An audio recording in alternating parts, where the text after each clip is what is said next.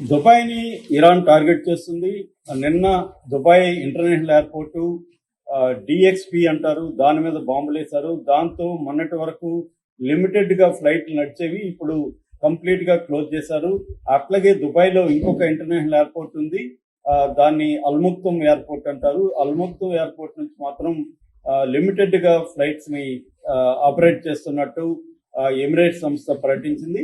దాంతోపాటు Etihad Airways and Fly Dubai, Air Arabia ఇలాంటి సంస్థలు కూడా తమ ఫ్లైట్లని క్యాన్సిల్ చేసినట్టు చెప్తున్నారు. మరోవైపు ఇండియా నుంచి ఎయిర్ ఇండియా ఎక్స్ప్రెస్ సంబంధించి దాదాపు 80 ఫ్లైట్లను మేము లిమిటెడ్గా నడుపుతున్నామని ప్రకటించారు. అట్లాగే ఇండిగో 97 విమానాలని రద్దు చేసినట్టు ఇండిగో కూడా ప్రకటించి, ఓవరాల్గా దుబాయ్ ఎకనామీ అనేది తీవ్రంగా దెబ్బతిన్నట్టుగా చెప్తున్నారు.